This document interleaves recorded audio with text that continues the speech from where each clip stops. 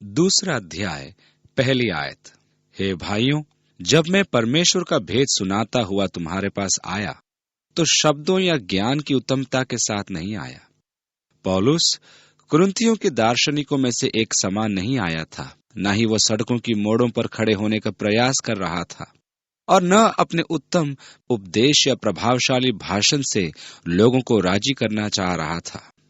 मैं आश्चर्य करता हूं कि पुलपिट से प्रभावशाली भाषण देने की जरूरत क्या है। यह मजेदार बात है कि कई बार हम पुलपिट से बोलने वाले महान वक्ताओं की बढ़ चढ़कर तारीफ किया करते हैं, परंतु मैं अक्सर आश्चर्य करता हूं कि पुलपिट से केवल वाक्पटुता या प्रभावशाली भाषण का ही महत्व है भी कि नहीं। निश्चित ही यह पौलुस के पुलपिट में नहीं था। जब मैं तुम्हारे पास आया तो शब्दों या ज्ञान की उत्तमता के साथ नहीं आया कि तुम्हारे सामने परमेश्वर की गवाही की घोषणा करूं। दूसरा पद, क्योंकि मैंने ये ठान लिया था कि तुम्हारे बीच यीशु मसीह वरन क्रूस पर चढ़ाए हुए मसीह को छोड़ और किसी बात को न जानूं। पद 3, मैं निर्बलता और भय के साथ और बहुत थरथराता हुआ तुम्हारे साथ रहा। अब पौलुस तो किन्हीं बहुत परेशान करने वाले अनुभवों से गुजर कर आया था। जब वो गलातिया में था तब वो एशिया को जाना चाहता था, परंतु आत्मा ने उसे रोका था और पौलुस बहुत बीमार पड़ गया था कि बिस्तर से उठ न सका, और इसलिए अंत में उसने एक बुलाहट को सुना। मकिदुनिया का एक पुरुष कह रहा था, यहाँ आकर हमारी सहायता कर। और इस प्रकार स्वर्गीय दर्शन की आज्ञा मानकर वो मकिदुनिया को गया। और जब वो फिलिप्पी में आया, जब वो प्रचार कर रहा था, तब वहां के लोगों ने उसे पकड़ लिया और जेल में डाल दिया। इसके साथ ही उसे बहुत पीटा, और जेल खाने में मध्य रात्रि के समय वो काल कोठरी में बंद था। तभी प्रभु ने जेल खाने की दीवारें हिला दी और जेल के फाटक को खोल दिया। पौलुस ने फिलिप्पी नगर छोड़ा और थिस्सलुनीका को गया, और वहां जब उसने प्रचार किया तब दंगा भड़क उठा। इसलिए गुप्त रूप से थिस्सलुनीका वालों ने छोड़ दिया कि किसी तरह वहां से बाहर निकल सके, क्योंकि वे उसे मार डालने की ताक में थे। और वहां से वह बीरिया को चला गया, और वहां बड़ा हल्ला होने लगा। इसलिए वह बीरिया को छोड़कर अथेना को गया, और वहां मार्स पहाड़ी पर जब वह यीशु मसीह के सत्य को सुनाने लगा तो लोगों ने उसे ठट्टों में उड़ाया, और अब वह निर्बलता में थरथराते हुए भय में कुरिन्थियुस आया था। पद 4, और मेरे वचन और मेरे प्रचार में ज्ञान की लुभाने वाली बातें नहीं, परंतु आत्मा और सामर्थ्य का प्रमाण था। यह वास्तव में मनुष्य की बुद्धि नहीं थी। मेरा प्रचार परमेश्वर के सामर्थ और परमेश्वर की आत्मा के काम करने का प्रकटीकरण था। मैं विश्वास करता हूं कि वचन की सेवकाई में अक्सर ही भविष्यवाणी का वरदान, बुद्धि के वचन का वरदान और ज्ञान का वचन पुलपिट से कार्य रूप में दिखाई देना चाहिए। पद 5, इसलिए कि तुम्हारा विश्वास मनुष्यों के ज्ञान पर नहीं परंतु परमेश्वर के सामर्थ पर निर्भर हो। पद 6, फिर भी सिद्ध लोगों में हम ज्ञान सुनाते हैं, परंतु इस संसार का और इस संसार के नाश होने वाले हाकिमों का ज्ञान नहीं। आगे, परंतु हम परमेश्वर का वो गुप्त ज्ञान भेद की रीति पर बताते हैं जिसे परमेश्वर ने सनातन से हमारी महिमा के लिए ठहराया है। पद 8, जिसे इस संसार के हाकिमों में से किसी ने नहीं जाना, क्योंकि यदि वे जानते तो तेजोमय प्रभु को क्रूस पर न चढ़ाते। इस कारण सच्ची बुद्धि जो परमेश्वर की है, वो बुद्धि जिसके द्वारा वह उनसे बोलता है जो अपनी मसीही चाल और अनुभव में परिपक्व हैं। पद 9, परंतु जैसा लिखा है, जो बातें आंख ने नहीं देखी और कान ने नहीं सुनी और जो बातें मनुष्य के चित्त में नहीं चढ़ी, वे ही हैं जो परमेश्वर ने अपने प्रेम रखने वालों के लिए तैयार की है। अब संभवतः ये पद बाइबल में गलत उद्धरण दिए जाने वाले पदों में से एक है, क्योंकि लोग वहीं रुक जाते हैं और वे कहते हैं, बहुत अच्छा, स्वर्ग अत्यंत महिमामय होने वाला है। आंख ने नहीं देखी, कान ने नहीं सुनी, जैसी बातें परमेश्वर ने आपके लिए तैयार की हैं, ओह वह कितना महिमामय है। परंतु हम भूल जाते हैं कि अगले पद में क्या लिखा है। पद 10 में लिखा है, परंतु परमेश्वर ने उनको अपने आत्मा के द्वारा हम पर प्रकट किया है, क्योंकि आत्मा सब बातें वरन परमेश्वर की गूढ़ बातें भी जांचता है।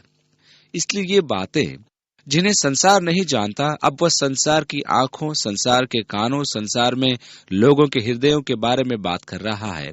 उनके पास इन बातों का न तो कोई पहलू, ना ही कोई विचार है जो परमेश्वर के पास हमारे लिए है, जिसने हमसे प्रेम किया।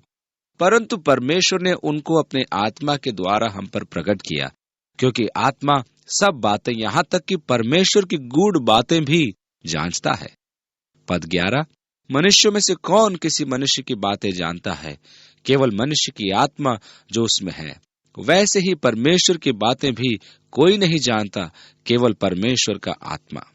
पद 12, परंतु हमने संसार की आत्मा नहीं, परंतु वह आत्मा पाया है जो परमेश्वर की ओर से है, कि हम उन बातों को जाने जो परमेश्वर ने हमें दी है। इस प्रकार परमेश्वर ने हमें पवित्र आत्मा दिया है कि हमें सिखाए और हम में वास करे। यूहन्ना ने कहा, यह कि कोई मनुष्य तुम्हें न सिखाए, परंतु वह अभिषेक जिसे तुमने प्राप्त किया है, यह तुम्हें सब बातें सिखाएगा।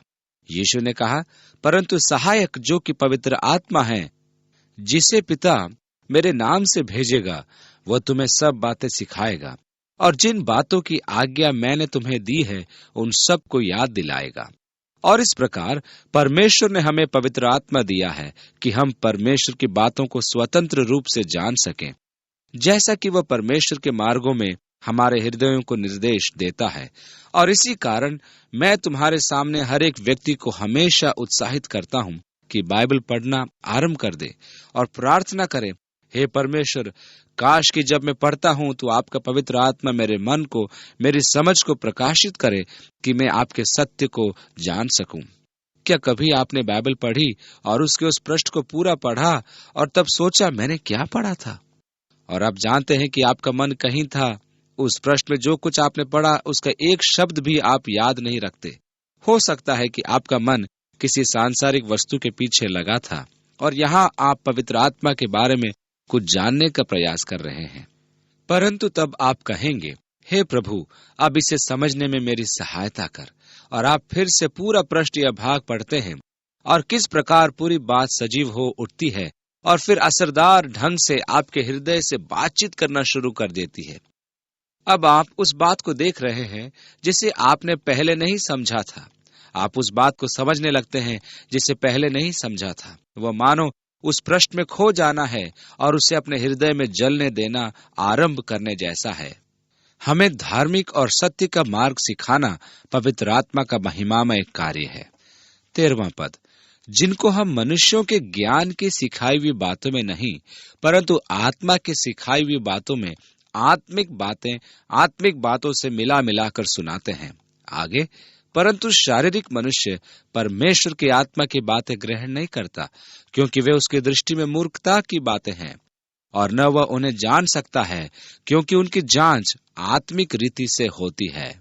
इस प्रकार से सांसारिक मनुष्य नुकसान की स्थिति में है। तो वह पवित्र आत्मा की बातें नहीं जान सकता, वो उन्हें प्राप्त नहीं कर सकता, वह उन्हें जान नहीं सकता, क्योंकि वह उन्हें आत्मिक रूप से नहीं जान पाता है। बहिरा आदमी हारमोनियम का आनंद नहीं ले सकता। अंधा मनुष्य सूर्यास्त की सुंदरता को नहीं देख सकता। क्यों? क्योंकि उनके पास इन क्षमताओं की कमी है जिनके द्वारा इन सब बातों की प्रशंसा की जाती है।